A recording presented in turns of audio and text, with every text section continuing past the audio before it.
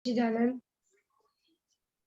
Coat टोपी वाले दादाजी हमारे, हम है तुम्हारे, नमस्कार हमारे।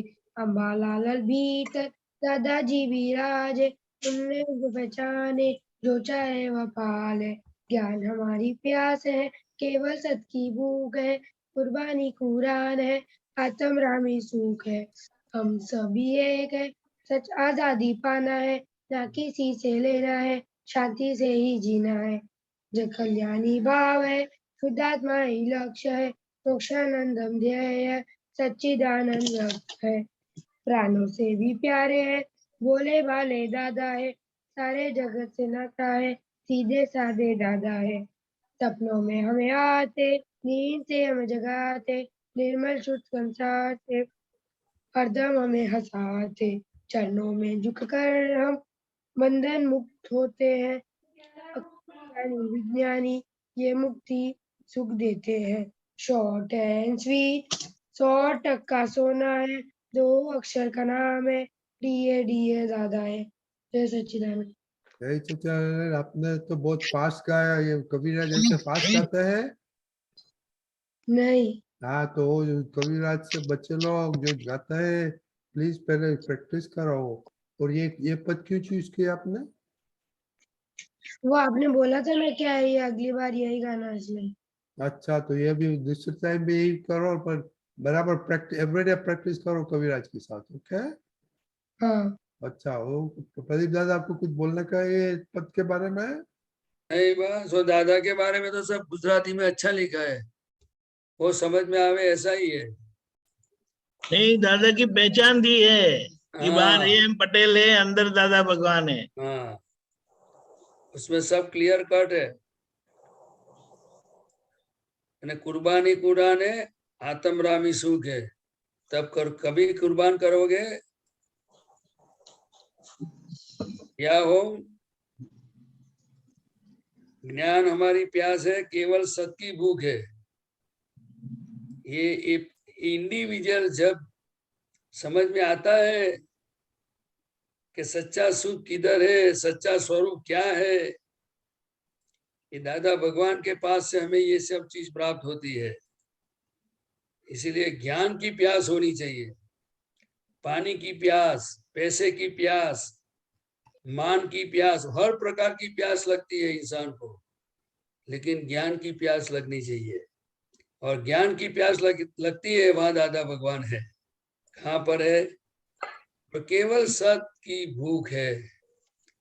इसीलिए श्रीमद राजचंद्र जी केवल एक आत्मा का अनुभव और प्राप्ति के लिए उन्होंने बहुत प्रयोग किए, तपस्या की, जो कुछ भी उनको संजोग आया उन्होंने पूरी उसमें जिंदगी लगा दी।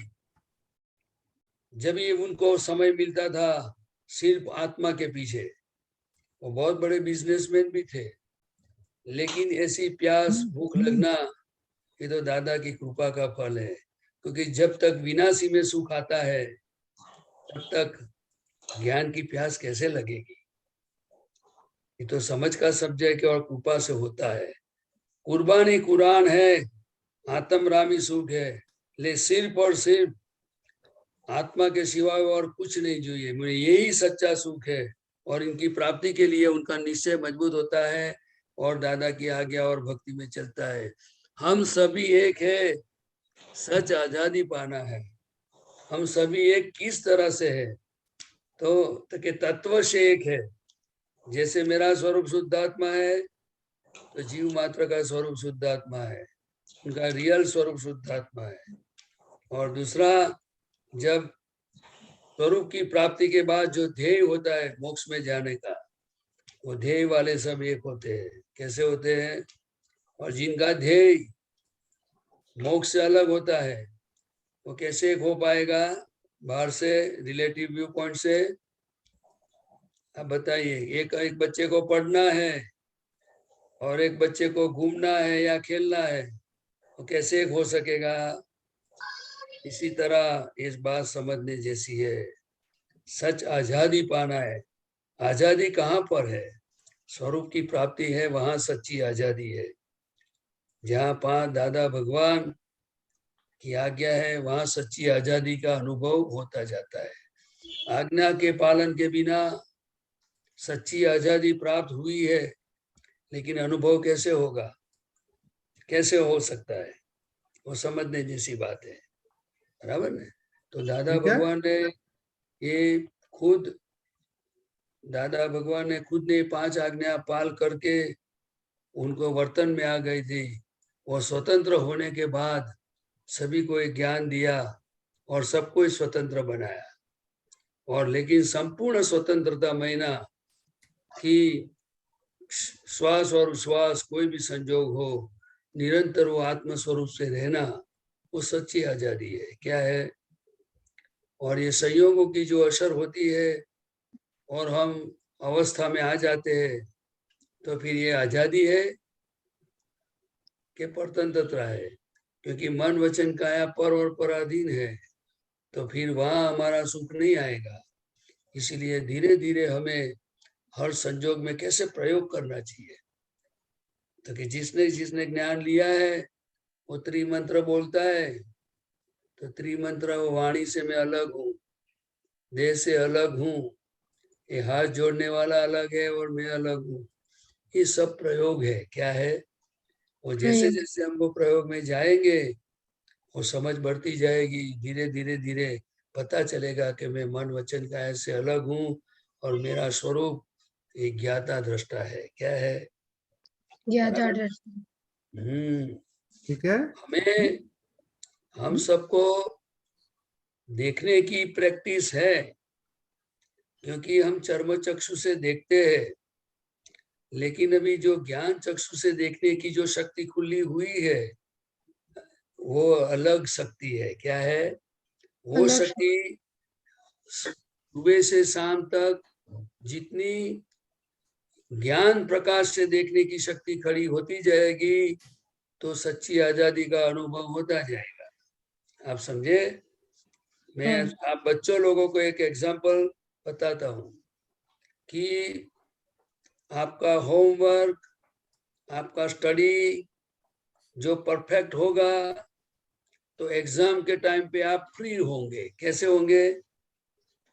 फ्री। कि आपने टाइम टू टाइम सब कवर कर लिया है, जहां से भी पूछो आप जवाब दे सकते हो, तो आप फ्री हो गए कि नहीं? बोलो ने।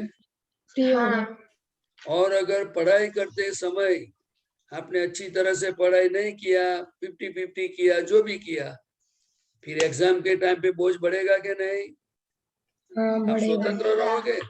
नहीं, नहीं आएगा तो आप इधर उधर देखोगे, पसीना भी हो जाएगा, क्योंकि क्वेश्चन समझ में नहीं आता है कि जवाब क्या लिखूं। इसी तरह हमें जितना जितना ये समझ ज्ञान की आती जाएगी, इस तरह से व्यवहार में भी ऐसा है कि मुक्तता का अनुभव होना चाहिए। जितनी गलतियां होगी इतनी स्वतंत्रता हमें अनुभव में कम आएगी। आपको समझ में आया? हाँ, गलतियां का बोझ लगता है। क्या लगता है? बोझ लगता है। ठीक भय है। लगता है, बोझ लगता है।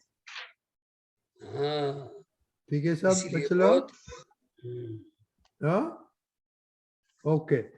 तो कल का होमवर्क तो हो गया है, खाली होमवर्क ही पोस्ट करने का है, रिपोर्ट नहीं पोस्ट करने का है। ओके। हाँ, जय सच्चिदानंद। जय सच्चिदानंद दीपक दादा, जय सच्चिदानंद।